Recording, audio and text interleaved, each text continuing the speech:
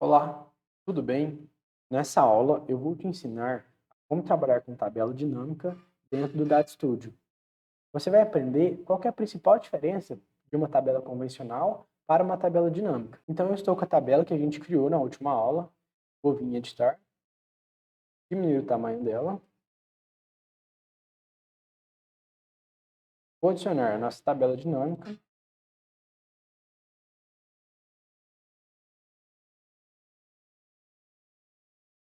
Ela me pede uma dimensão de linha e uma dimensão de coluna.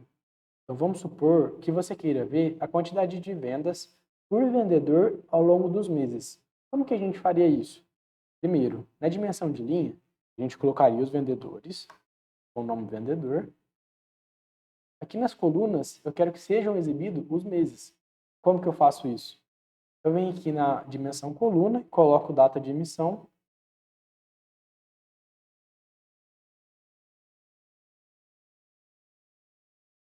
E vocês estão vendo que ele trouxe para mim uma data, se eu vim visualizar, 23 de setembro, 24 de outubro, ele não trouxe o mês. E como que eu troco essa data para mês?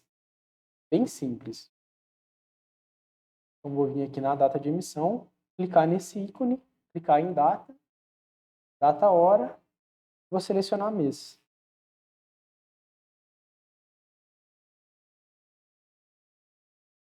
Perfeito. Eu estou vendo que ele já trouxe os meses aqui para mim. Vou selecionar novamente a tabela e agora eu vou trocar essa métrica. Eu vou colocar minha quantidade de vendas, quantidade de itens. Ele carregou para mim a quantidade de itens e agora a gente vai ver as próximas funcionalidades. Primeiro, eu posso mostrar um total de linha e posso também mostrar um total por coluna. Olha que interessante. Mas eu vou deixar o de coluna desabilitado agora, vou deixar só o da linha mesmo. E vocês estão vendo que os meses aqui estão outubro, dezembro, então está fora de ordem. Isso é por conta da classificação. Vamos ver qual que é a classificação que ele está fazendo na linha. Ele está fazendo a classificação das linhas pela quantidade de itens, mas eu quero aqui o nome do vendedor. Então eu vou alterar o nome do vendedor na ordem crescente. Perfeito, ele já colocou aqui para mim.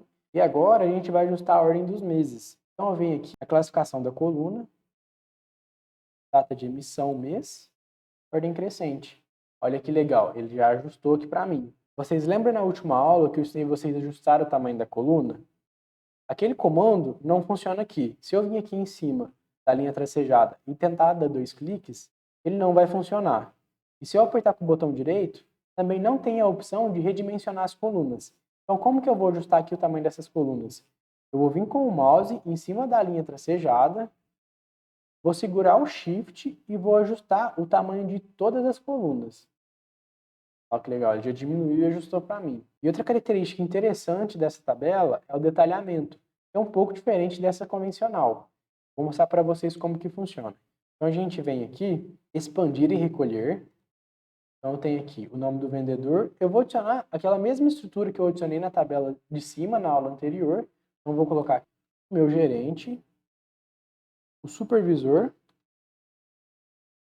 e vou deixar o vendedor por último.